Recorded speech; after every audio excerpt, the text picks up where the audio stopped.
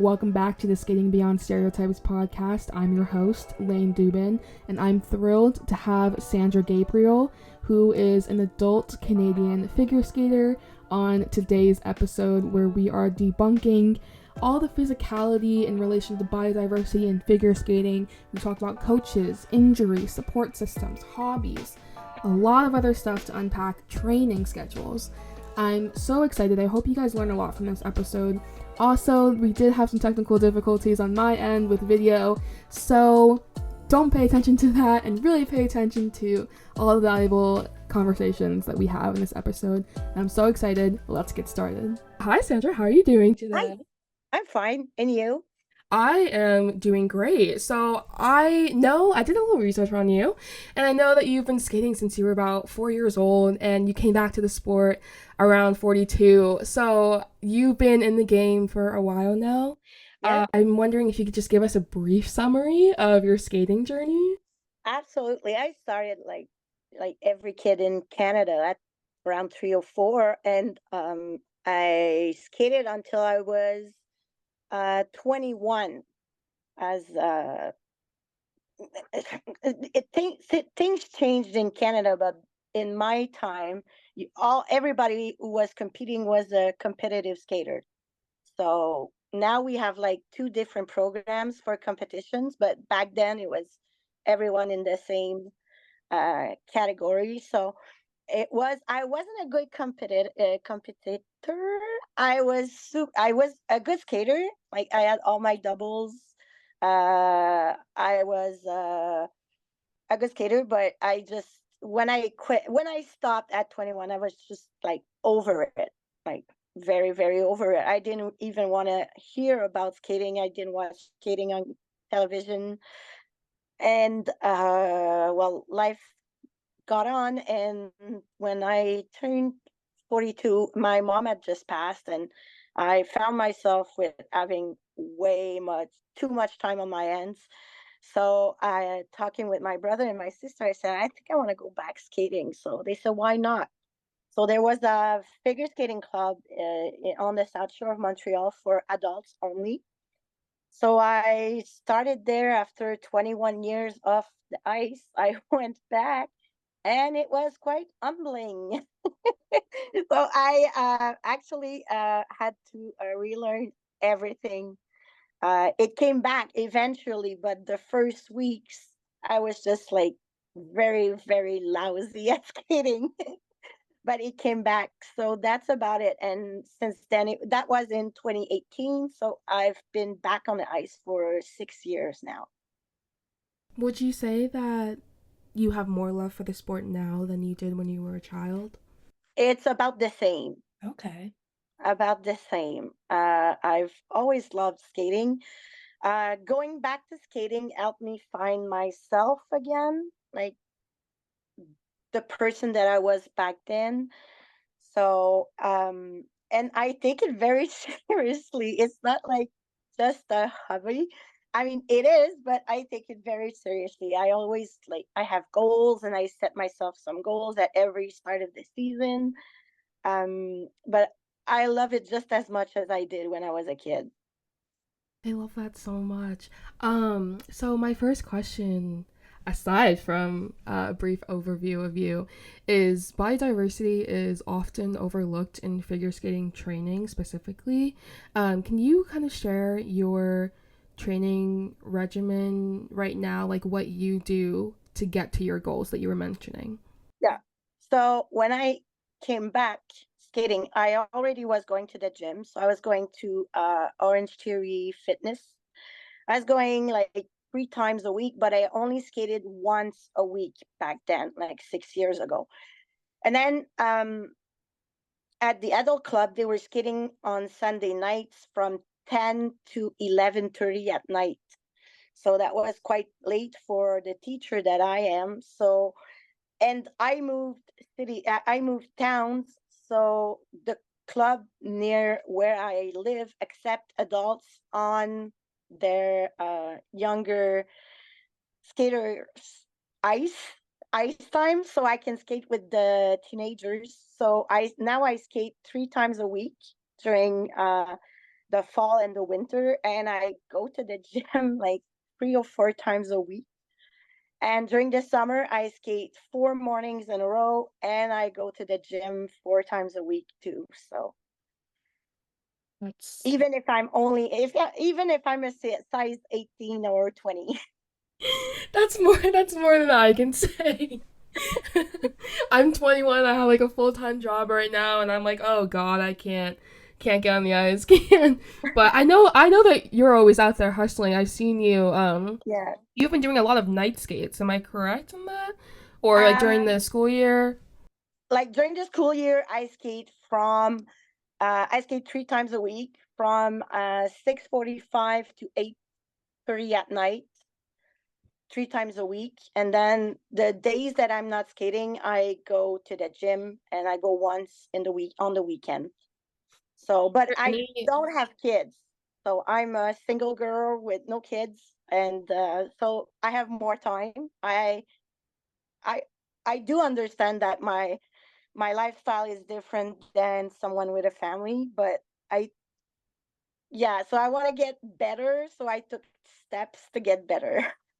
Yeah, I love that a lot. That's very admirable. It's again more than I can say. I've been off my rocker for a little bit, and I'm younger than you.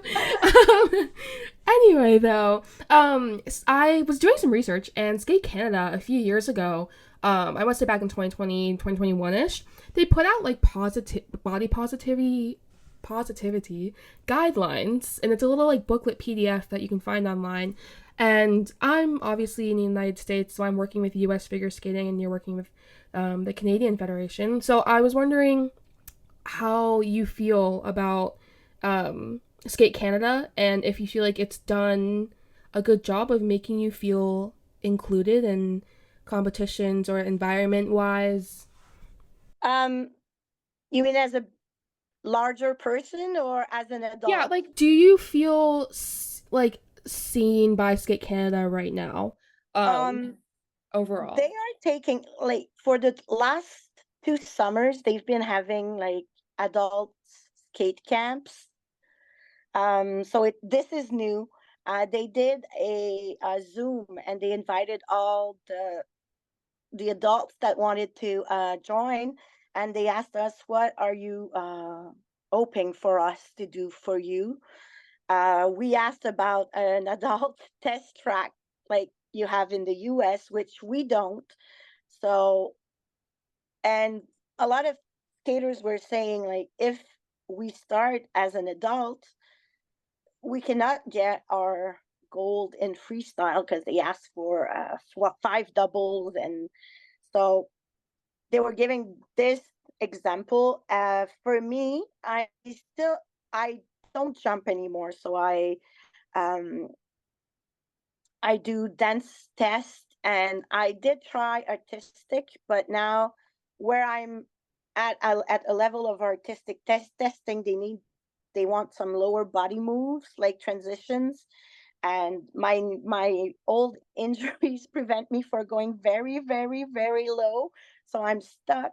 But we do have a lot of competitions. There used to be Canadian championship for adults, but I've never, since I've been skating, it never happened. They kind of canceled it.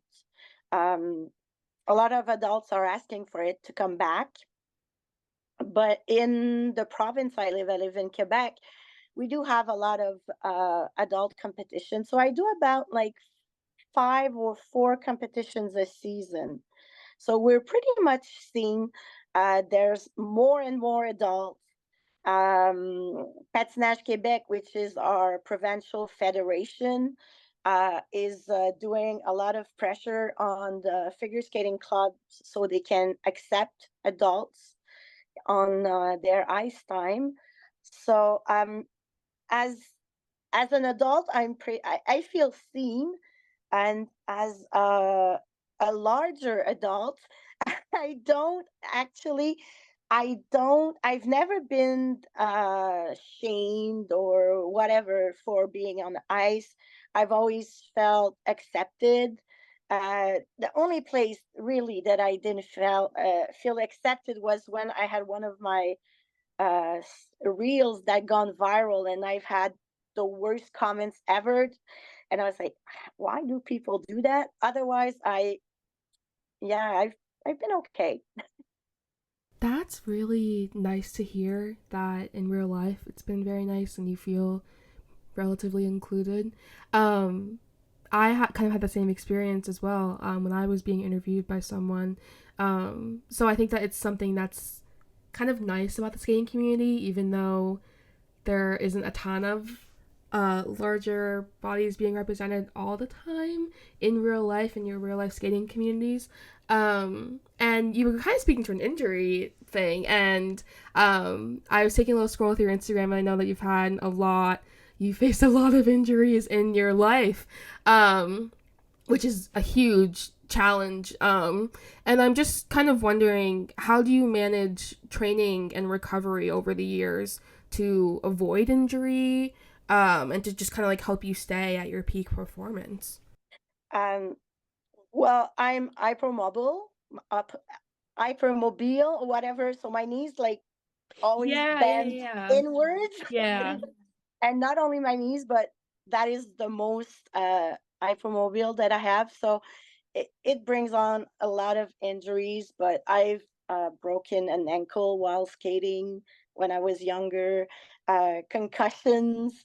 Um, so you go to the gym and you go see a chiropractor and you go to a acupuncture, and you just hope for the best and take it easy. And I during my like I had like a big nagging injury on my right knee for the last year, a year and a half, but I didn't stop skating through it. So I went to see therapists and I did my exercises, and we took it easy and we modified the program to take it easy on the knee. And so that is what I did. But I'm very much injury prone. Even when I was running, uh, I did run for a while and I was always injured. And so now I've been told you either skate or you run, you choose.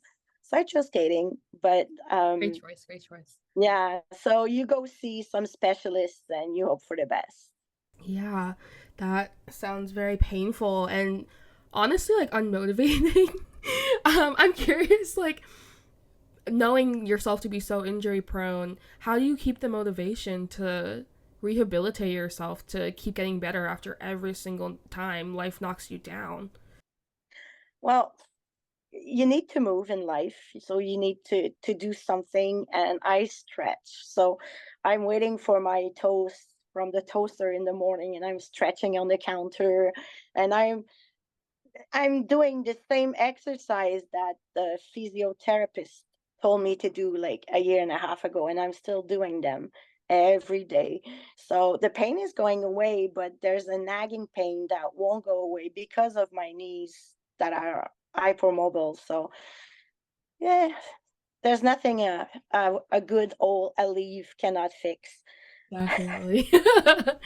So, research from Dr. Christian Deffenbach kind of emphasizes the role of coaching and how they can kind of foster a positive body image among athletes. You've mentioned in a lot of your social media posts just how much of a positive influence coaches in your life have been, and I know that you are always shouting out your coaches. So, how Yeah. important has their support been in your skating journey, especially in terms of challenging traditional body standards in figure skating? When I was younger, I've I was this skinny kid. I mean, I was the skinny skater. I it's somewhere around puberty that I developed like breasts and hips. And my coach, like, she was still a good coach, and she still coaches today.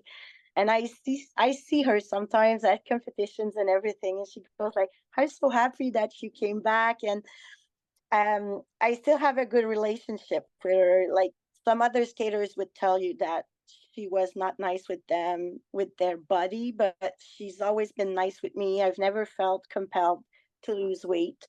And as an adult, I've had wonderful coaches. The coach that I have currently, she's a phys ed teacher. Um, she competes in the hammer throw and the disc Yeah, throw, and she's going to the Masters World Championship in 2 weeks. that's so cool. So she's strong. Uh, she she never ever talked about my weight. She always keeps pushing me. Uh, when I passed my Irish tango dance in February, and I told her like I'm done with dances. It's too hard on my knee, and that was like the end of the winter session because we have our annual show. So we have like practices for a month, and then our show is in April. So when I came back at the end of April, my first lesson, she goes like, "Okay, we're learning rocker." I was like, oh, "Okay, then." It's like she just don't want, even if we're adults, like she pushes us, and it's like you're able to do it. So, and being a coach is, whether you're coaching teenagers or adults, it's always like learning about their needs and what they can't and can do, and just like let them be. So never ever have I felt um the need to I've never been told to lose weight. I've never been told uh well, you're kind of overweight, maybe you should lose a few pounds. um some people think that I don't jump because I'm heavier. No, just because I have like too much injuries from my past, that I actually like, if I jump, I don't have like any both of my legs aren't strong enough to like push me up. So I can do like the bunny hop and some like little stag jumps, but I can't actually jump, and not because I'm heavy, only because I can't. Yeah. And would you say that that conception around jumping and like why you don't jump, would you say that that's like the most uh like the number one thing that you hear that's like related to your weight in figure skating? I don't hear it from the people I skate with. Yeah. Like I've never been to a competition where people told me, "Why don't you jump?" I mean, not They would jumping. never say it to you in No, person. They would and only hide behind a screen and say it. yeah, exactly. And that's where I only saw it or heard it, like read it if you want, Mm-hmm. but never people like, because I'm a very, like you can see I'm very like articulate, and I speak with my hands, so you can see how much I skate. Like I'm very like out there, and I'm extra, so the artistic category is meant for me. But I'm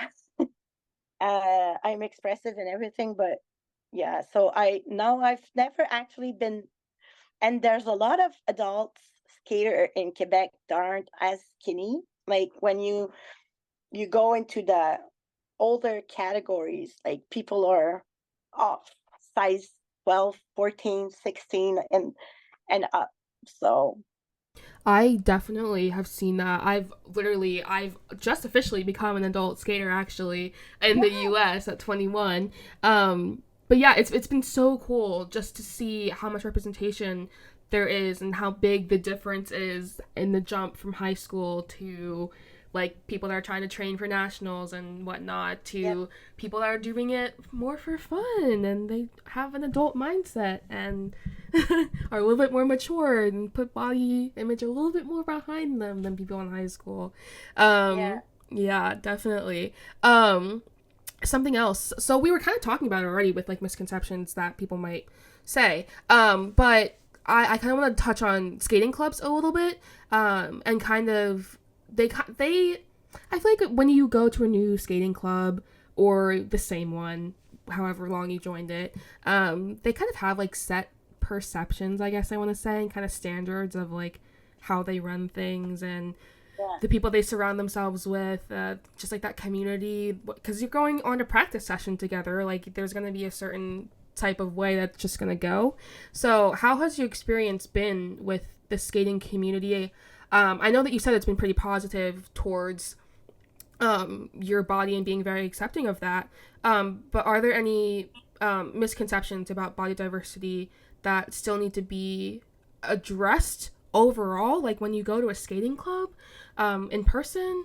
Or do you feel like you're sticking out like a sore thumb when you go? Do you feel pretty accepted there? I've always felt accepted. Yeah. Um, I love my teenagers. I would never skate anywhere else than where I skate right now. Um, the average age on the ice time that I skate is like between 14 and 19. Yeah. So, and we're all different levels. Some are 19, but star one, which is like a preliminary. I I enter the category of senior, like star five and up, which is like senior bronze and up, because on paper I'm a star nine, but I'm not skating my star nine in freestyle. But I still have my spins, and I've always felt accepted, and which is it's cute because sometimes they come and see me and it's like, can you look at my jump? I know you don't do it, but I know you know how to do it. So can you look at it while my coach is occupied with someone else? And so I've um, always felt accepted. I think it's something um, in Quebec, in the province of Quebec, with adults are a lot accepted. If you talk about adults in Canada in other provinces, I think they're not as they don't have as much ice time as we do, and it's like Quebec is a very big province for figure skating, Yeah.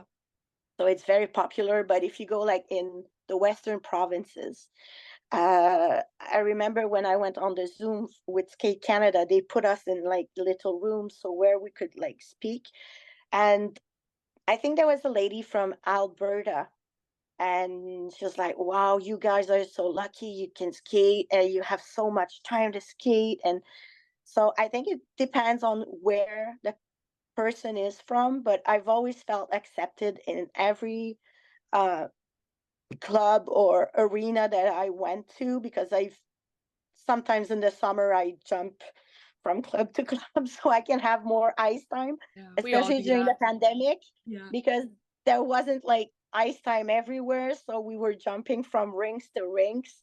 And I've actually never felt like, ew, who is she and what is she doing here? And so it's kind of my fun when I go on the ice and I see some people like looking at me, and then I start skating and they go like, oh, okay, then she can stay. But I've Right. never actually felt uh, put aside or belittled for what I am. Yeah, that's my exact same experience as well. So maybe it's just an East Coast thing. um, Who knows? but yeah, I feel like we've both been like very blessed with like the types of skating environments we've been able to be surrounded by. Um, so I guess just one more thing I want to touch on, uh, in regards to this like skating community kind of thing, is we have to just touch a little bit on the online skating community. You've been around on, you've had your skating Instagram for a while now. You've been posting a lot about your journey on it It's for. my general Yeah, Instagram, yeah, but yeah. I Yeah, don't you've have been like a posting a special ton of stuff. account. It's too much to. I just have like one account. Either you like me or you don't. You follow me or you don't. This is my life.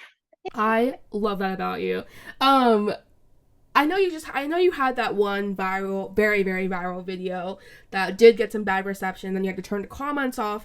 I'm curious if that's been your experience overall and if you've let that one experience dampen the rest of your experience on I social media posting skating. the listen. I don't even know how that viral thing happened. I don't think anyone ever I knows. I I was like blown away, and the kids at the skating club, they were like, they actually had made a spreadsheet to know which how many followers I Oh would my gain by that gosh. time in the day. So we had a lot of fun with that, and they were very impressed by me. Oh. But I literally just turned the comments back on all, not all of my, this one stayed closed. Like I don't even want to see the comments.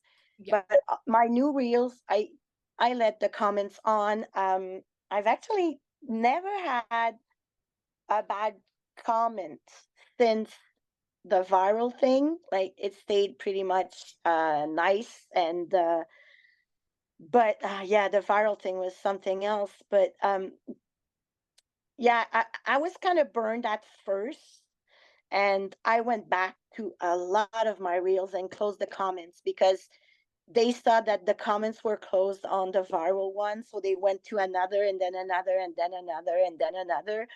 And there were some funny comments though. My favorite one was, "Are you training for the heavyweights Olympic?" That's not funny. So I was like, "Uh-huh, right. Maybe." I'm glad that you can laugh about it, but that's so like why? Why? I know.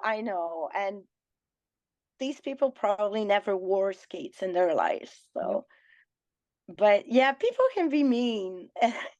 I think I don't know, it's easier to stay behind the screen. Yeah. Yeah, it definitely is. But Um, I haven't been burned. I keep posting, and yeah. I mean, you like me, fine. You don't like me, scroll. And I don't know I mean, who wouldn't like you. I literally took one look at your page and I was like, oh my god, like I need to follow this person immediately. Like that's how much your love, not only for skating, but just like as like a human being. It was just like off the roof. Like your personality was great, and I was like, I need to follow her like right now. oh, thank you. But Yeah. yeah, the community is great. I don't get in touch a lot with people. Like I have my favorite ones Yeah. that I DM a lot, or that I comment on, or that I anchor at, like, go, you can do it. Um, but yeah, and there isn't a lot of people from Quebec that are on IG or post as much. Mhm. So I'm kind of the loner. But I do love the European figure skaters, adult figure skaters. I think there's something about them that I just love. The ones from the UK and like Sweden, and it's just something that I love. I mean, there's so much of you in the US though. So many of you. It's hard to keep track. Yeah. I'm like trying to think of like I follow so many skating content creators and not even just content creators, but just like regular skaters. But Yeah. I have found such a great community on there. And yeah, most of it is very positive things that they're usually commenting. Yep. They just want to see you get better. If anything, it's just constructive criticism. But they're always just there to support you for the most part. And it's like really like a second community to the in Yep. real life community that you get for skating, which is really nice, especially for when we're having a conversation about body diversity and inclusion and representation in the sport. It's nice to see yourself represented when you might not Yep. see those people represented at your club specifically. You can see them reflected online Yep. and can find them online if you want to. So I think that my almost final question for you is that the Journal of Sport and Health Science indicates that cross training can enhance your overall athletic performance, which I think is kind of obvious. So we were kind of talking about it a little bit here and there, but we never really got super into it. Is that you have a lot of involvement over the years and a lot of different hobbies, physical activities. I did see you go rollerblading like once. You used to do running. I saw you like just going paddleboarding. So it's all very impressive, like all the different things that you try or that you have kept up as hobbies. So how have these hobbies over the years complemented your figure skating training? Um, so yeah, when I started back in 2018. I used to go to the gym like to Yeah. Orange Two, like I said, and then I stopped because it was so expensive Yeah. with the skating. It's a super gym, but it's quite expensive. So I I only skated for a while, and like I knew I needed to do more than just skating because I didn't gain force and I wasn't as powerful as I could be.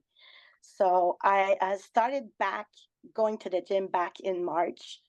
So, and then I just this morning, one of my coaches was like, the power that you gained since the spring is wow. It's like Mm. we see a glimpse of the teenager skater that you were.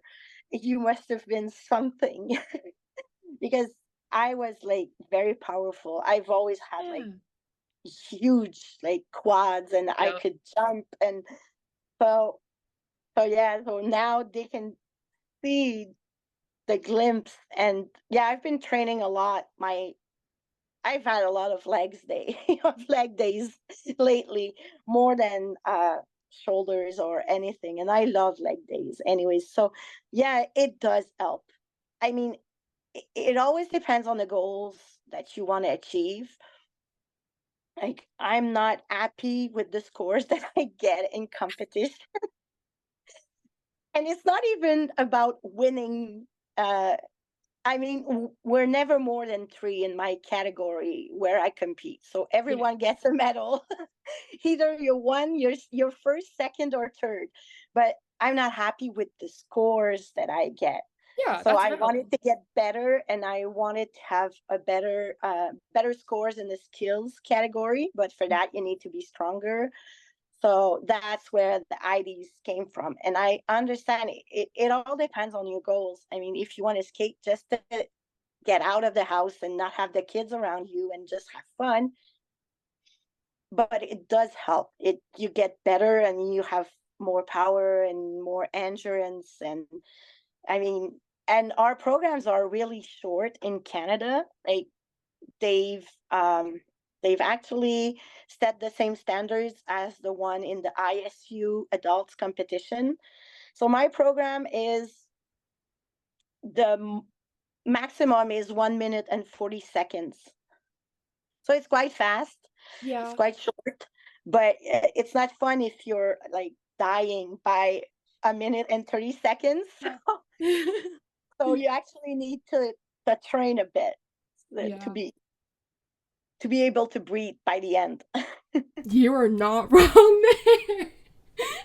Me like reminiscing over all my competitions where my endurance hasn't been the best. By the Like end of I know it. it seems short, like 1 minute and 40 seconds, because Yeah. when I started back, I actually could go until up to 2 minutes and a half. Wow. And the lengthiest program I had was 2 minutes and 20 seconds. And it was the first one that you can see, the one with the Walt Disney World fireworks music, the Wishes one. Yeah. So this one was about like 2 minutes 10, 2 minutes 20, and I was dying by the end. was I wasn't in shape to do that. And now 1 minute and 40 seconds. Last year it was really hard. Like I had a fast music. I had New York, New York, and it was really fast. And I had all these down dance things. So it was very hard. This year I chose a softer music, so it's easier. But I believe like anything else, like when I was running, I was cross training, and I believe like even going paddle boarding is cross training because you Yeah. train your shoulders, and the more you move, the better you'll be. But it always depends on your goals. Definitely. I'm curious, out of like all the hobbies that you've tried or are still doing today, do you have a favorite one besides figure skating? I loved running. I really loved it. I used to go to Walt Disney World a lot I when know, it I was saw those. I was like, affordable. that's so cool. Yeah. All your When little it tiny was affordable. days. And one of my friends, she has an annual pass, so we would meet there. And I used to have my annual pass, and I would go and do the races. Oh, And yeah, yeah, it's just not affordable anymore with the exchange rate and all the prices that have gone up and everything. But I did love running. It's a similar feeling of finishing a clean program, like when you finished a run or something, you felt like I'm done. Cool, it's nice. But yeah, I was always injured. I stopped that. But Oh my gosh. or even going to the gym is fun. I mean, anything that gives you endorphins is fun. Right now, I'm into paddle boarding because I have a river right next to me, and I go and I paddle, and then I float, and then I soak in the sun. And but yeah, I'm a pretty active person. Uh, I'm either active or I'm on my couch. There's no in between. I think that's all of us. But yeah, either I move a lot or I don't do nothing. I'm paralyzed. Oh my god. No, I mean your brain is working out like by All that, yeah. if you only knew. Okay, we have only 2 minutes left in this Zoom meeting, so I'm gonna ask my final question. What advice do you have for skaters who might not feel that they see their body reflected in the sport of figure skating? What you see on TV isn't real life.